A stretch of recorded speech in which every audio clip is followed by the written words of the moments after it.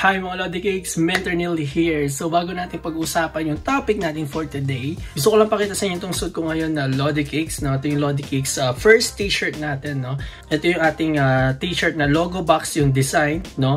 Ang maganda dito mga Lods, oversized siya. So currently yung suit ko ngayon yung black, tapos ito yung white. Okay, so may black and white tayo ngayon. No? Tapos ang maganda dito mga Lods, yung tela niya is French terry. Ayan, no? Nakikita nyo. Ayan, so ito yung logo natin, Lodi Cakes, no? Meron tayong white, tapos meron tayong black. So kung napapanood nyo na ito ngayon, few stocks na lang natitira. And PM nyo kami sa official Facebook page na Mentor Neil o kaya yung Lodi Cakes. Nasa description lang yung link, no? And ask nyo pa kung meron pa kayong size, no? Kasi ang bilis maubos nito, no? 599 pesos lang ito mga Lodi Cakes. Sobrang ganda talaga ng tela nito. Sobrang quality niya, no? Kasi syempre, pag-focus lagi tayo sa quality, di ba? So ano pang inaantay nyo mga Lodi Cakes? Avail na kayo.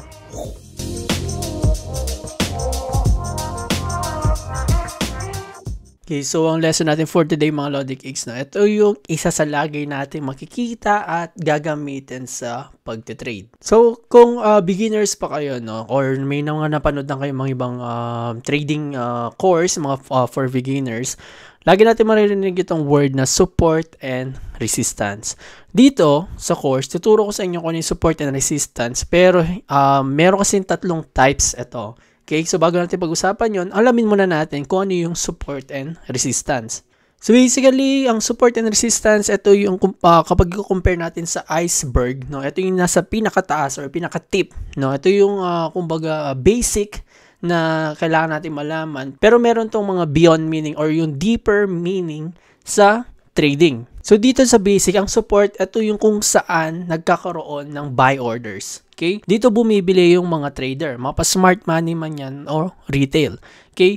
So dito sa support, every time na nagkakaroon ng pullback o bumabalik yung price, dito bumibili kasi most of the time nagkakaroon ito ng another pag-angat. 'Di ba? So ang kasabihan natin dito, always buy at the support line. So every time na meron tayong makitang support line, doon tayo bibili. So kung mapapansin natin, nag-bounce na siya dito. Pag bumaba ulit yan, magbabay ulit tayo, then angat siyang ganun. Okay? So itong part na to, kung saan tayo bumibili, yan ang support natin. So from the name itself, support, meaning hinuhold niya yung mga price na hindi bumaba dito. Okay? So, hindi lang ganun kadali yung pagtitrade, no? Hindi lang tayo basta-basta nabibili dito, no? Meron tayo mga pag-usapan in the next course natin kung paano natin i-identify yung isang key level kung magandang support ba o hindi. Same thing then with resistance. So, dito it acts as a floor for the price that it is where the demand for the asset increases.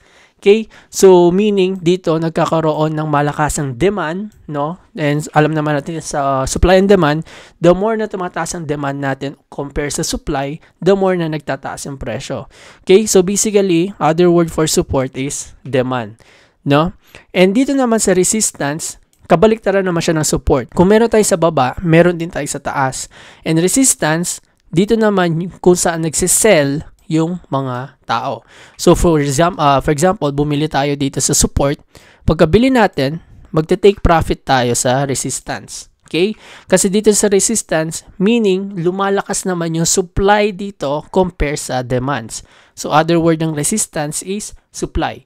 So every time na umangat yung price dito sa certain area na to or key level natin, bumababa siya. Okay? So hindi ganun kadali. Merong times mga Lods na nababasag yung support and resistance, no? So meron mga times na hindi niya sinusupport to, nagkakaroon ng basag, kumbaga babagsak to and mababasag, tuloy-tuloy siyang bababa. Okay? Kapag nangyari yon na for example itong support na to, bumaba yung price, then ang dating support magiging resistance na siya. Okay? So every time nasa taas yung key level, resistance yon. Every time na nasa baba yung key level, support yon. Okay? Same thing din dito sa resistance. Kapag nabasag itong resistance, like umangat yung price pataas, nabasag niya, then mag-act na to next time as support. So, ganun nag-change yung key level natin, no? Every time na may nababasag. So, tatandaan nyo lagi na always buy on support and always sell on resistance. Okay? So, meron tayong 3 types na pag-uusapan dito sa course natin, no? Ito yung types of SNR. So, shortcut lang to ng support and resistance. So, itong tatlong to, ito yung order block, meron tayong fair value gap, and meron tayong liquidity swings. So, yan ang mga nag-act as support and resistance sa kabuuan ng course natin. Pero hindi natin to pag-uusapan today. So, assignment ko to sa inyo na i-search nyo na to kasi sa mga susunod nating videos, pag-uusapan natin yung mga yan. So, for example, nandito tayo sa USD JPY na chart, no? US dollar, Japanese yen. So, kung mapapansin nyo maigi mga lods, pagmasdan nyo, okay, nasaan nagre-reverse yung market or saan ito bumabaliktad ng direction. So, for example, kung pataas yung direction, saan siya nagre-reverse pababa? Saan siya nagre-reverse paangat? Saan siya nagre-reverse pababa? Pagmasdan nyo maigi. Kung nakikita nyo mga lods, ito, sa part na to, sa area na to, or line, ito-drawing natin yung box na. Sa area na to, from here hanggang here, no? Palitan natin kulay. Gawin natin green or blue. Nakikita nyo. So, from here hanggang here, nakikita natin na nagkaroon tayo ng support. Meaning, nung bumaba yung price dito, tapos bumaba siya dito, nagkaroon ito ng reversal na kung saan umangat yung market from downtrend move. So, nung nag-downtrend yung market dito, umangat siya. Okay? So, asa naman ang resistance natin? Makikita nyo na meron tayong resistance dito. Okay? So, makikita natin nagkumpleto yung supply and demand sa loob ng support and resistance. Andito yung resistance natin, andito yung support natin. So, every time na bumababa siya dito, nagre-reverse yung market, and every time na umangat siya dito, nagre-reverse yung market. So, hindi lang to dito sa taas na to, hindi lang to dito sa taas. Kung makikita nyo din sa loob, no, meron din nagfo-form ng supply and demand kahit saan kayo makita, no. So, for example, ito, kung titingnan nyo maigi ito, meron tayong support dito. Meron din tayong resistance dito. Okay? Meron din support dito. So, anywhere na makita nyo, lagi may support and resistance. Ang ano natin dito, ang focus natin dito is kung nasaan ang pinakamalakas na support and resistance. Kung saan yung mas nag-hold yung prices or most likely na magre-reverse yung price. Okay? So, meaning, kung aabot yung price dito, malakas ba siya, nag-hold ba siya, hindi niya ba mababasag to? Then, if makikita natin confirmation na malakas yung price dito or yung demands, dun tayo bibili. No? Doon tayo bibili ng orders, no? Doon tayo mag-open ng orders, then magte-take profit tayo sa mga resistance. So, basically, yun yung isa sa mga ginagawa natin sa trading, no? Hinahanapan natin yung mga strong supply and demand or strong support and resistance. Okay? So, kung yung nakita nyo kanina dito sa baba na to is, yung galaw niya is pa-sideways or papunta lang siya sa left or papunta siya sa right. Dito makikita natin na pababa yung market. So, merong support and resistance dito. Siyempre, meron pa din mga lots. Kahit saan kayo tumingin, every time na nagpo-form na letter V and letter arrow na pataas, laging merong resistance dito, support dito. Okay? So, tuturo ko sa inyo. To, for example, dito meron tayong support pero nabasag. Nakita nyo? Nabasag siya. So, dito nung part na to, support siya.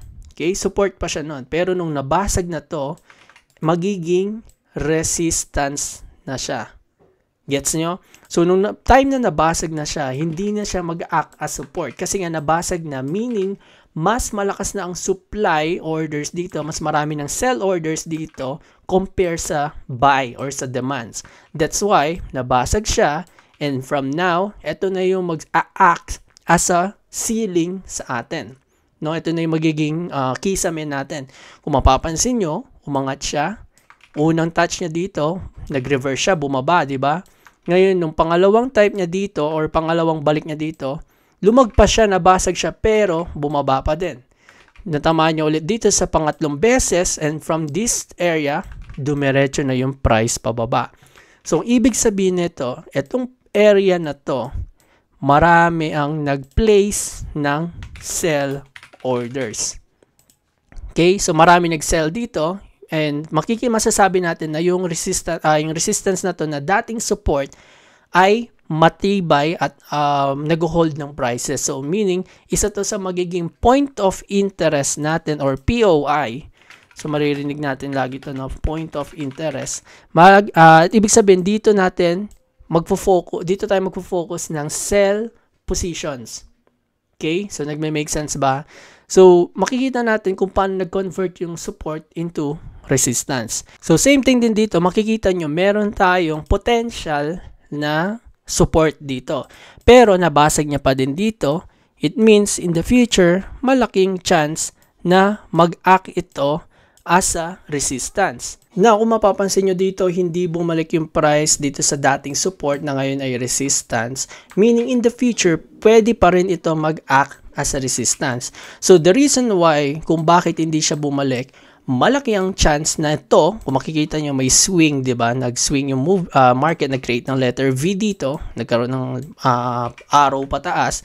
Then, itong part na to, may chance na ito yung naging act.